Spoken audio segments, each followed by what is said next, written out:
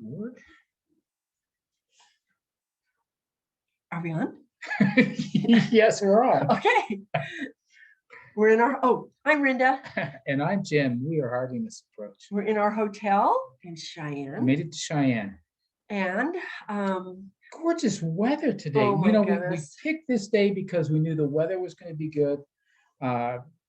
March can be dicey. well, sometimes. in 2 days it's going to be snowing here. So Don't know how much, but enough. I don't do snow. yeah.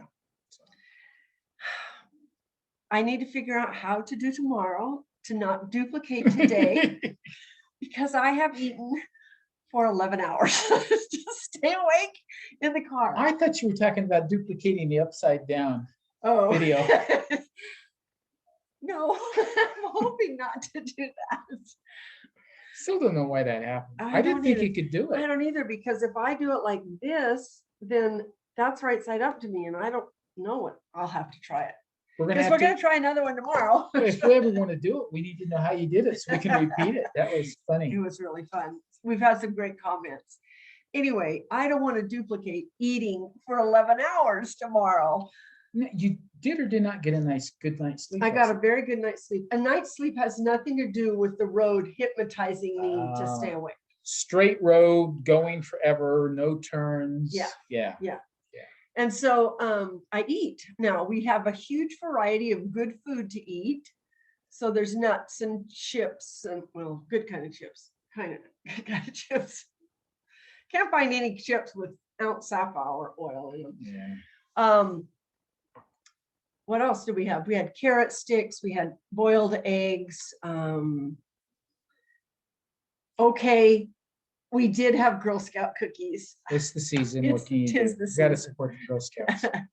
Now, you posted on Facebook our eggs or Yes. Instagram. Yes. Oh, You guys, it was so funny. You like well, there was actually one egg this morning when I went to get the chickens. We had these 5 separated from all the rest of them, and they had one egg there, and we left it. Anyway, I don't know why I left it. My hands are full. That's why I left full it. of chickens. Anyway, today, later in the day, when making sure they had food and water, each cage, 3 chickens in this one, 2 in this one, each cage had an egg in it. So cute. So cute. Fresh eggs, but no way to cook them. They're in a rice chest. I suspect that they're going to be a little bit traumatized by this and Yeah. wait a few days before they go. So tomorrow is a little bit longer day. It is. So we'll see how it goes. If she is as tired tomorrow as we're driving as today, then we probably have one more stop before we get home. Well, and the problem is that I do really great. I don't even want to say. One time, my eyes were closed for like a half of a second. Enough to scare me to death. And so I called him and I said, just talk to me. As long as I'm talking, I'm fine. And it doesn't work good when there's no phone service. Yeah, so when there's no phone service. That's So then I'm listening by to the stuff way, on the radio and I make comments back to them. Do they ever answer? They don't answer, but I'm talking. I have a story that I'd like to share, actually about my mom. And this may tell a little bit about me. Because right? we promised another story. We did promise. My mom grew up in Kansas during the Depression and during the Dust Bowl. So, 5 kids. During that time, the dad left, my grandpa left, and so there were 5 kids and mom in Kansas with horrible economy, just really rough situation. Yeah, in the 1920s, 9 to 30 range, it the would have Dust been, Bowl. it would have been the early 30s for my mom for that time period. Anyway, it was rough. She was a teenager. She was a teenager, right?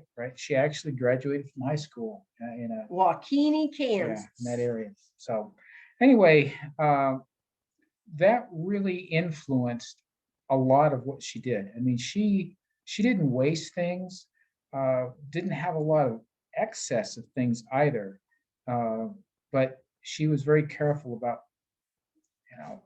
how she took care of things, which I think has influenced me because nothing should be wasted, in my opinion. Nothing should be thrown away. You'll always use it somehow, right?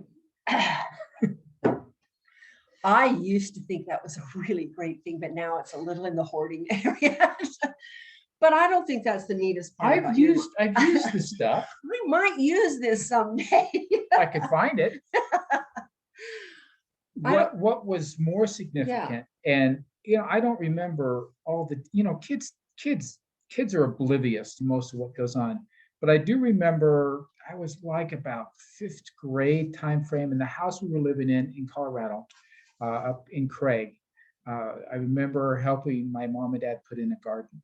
And I don't know if I took care of the garden, but I remember the carrots coming up and the awful radishes. I thought radishes were a waste of time and space. Well, actually, they're a really good thing for bugs. Yeah. Deterrent. But to a kid, that was stupid.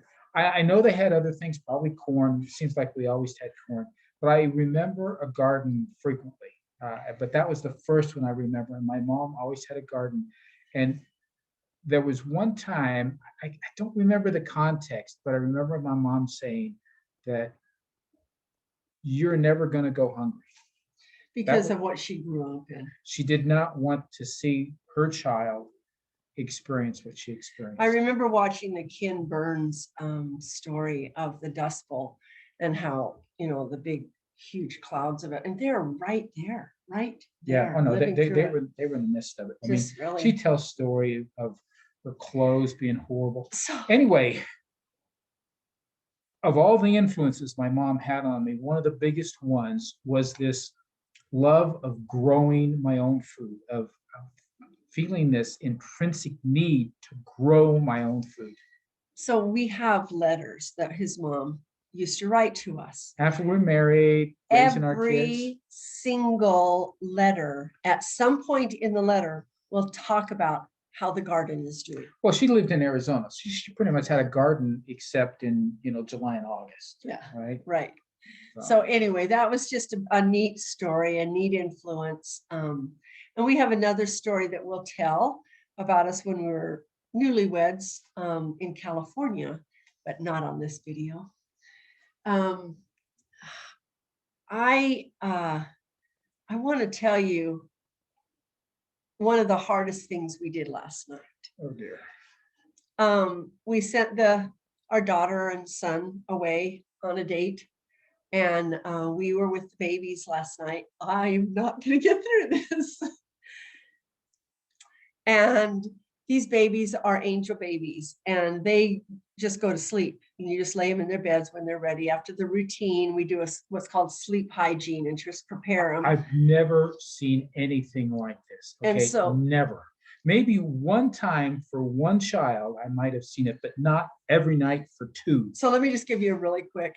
They get done eating, they get all cleaned up, they get in their diaper changed, they get into their pajamas, and then they have these little bags that go over them and hitch right here, and it has a padding, so it feels like a hand is on their chest. They've had this since they were born, and she's just gotten bigger ones and bigger ones. They're 19 months now. And the lights go out, they each have an animal, and they're not on the bottle anymore, so they just have a sippy cup of milk. And that's just Millie didn't she touch didn't it. even She touch refused it last night. that's just the signal to their body to turn off and go to sleep. And I teach my groups, that's what I was teaching my groups, is how to do the same thing with your body to train it. Anyway, back to the story. we were there like 5 minutes with them, just holding them, and we put the ocean sound on in their room. You probably didn't see Millie, but I'm holding Millie and she's like trying to, well, so is Libby. Libby was like, I think it's time. Oh, no, and we put on Einstein, Yeah, Baby Einstein, and it has a lullaby one, so it plays classical music. Anyway, all the signals were there, all the habits were there, and 5 minutes of holding them. They're both awake. We carry them into their room and put them in their crib, kiss them. So as I'm laying down one of them, I suddenly realized, oh my word, this is it. We didn't say goodbye to them. I said to Jim, I said, kiss her as you lay her down, kiss her. So I kissed mine, he kissed his, we laid them down, we turned and walked out of the room and closed the door, and that was that. That they're gone for the night. They sleep. We're going to be Zooming with them. We are going to be Zooming with them. it was the most incredible privilege to have been there for these 19 months. All Well, the paths the months leading up to it as and the well. yes, all the paths that we have taken, nothing is by chance that has happened with the house, with everything, maybe with my hand. But what a privilege to have been there and to be with them. And before you say, how could you leave them? They're job hunting right now. So they're not staying either, whether it's right now or a little bit later, they're job hunting. So yeah, It's the nature. it's the nature of things. And we so staying there doesn't help. And we couldn't chase them around. There's no way we could do that. But they're coming to the farm in October. That's the plan. And it was just such a wonderful time. So here we are, halfway to Great Missouri, blessing. Yes. 12 hours away from our farm. And that's about all I got to say. Anyway, that's the update. Thanks for taking the journey with us. Bye-bye, guys.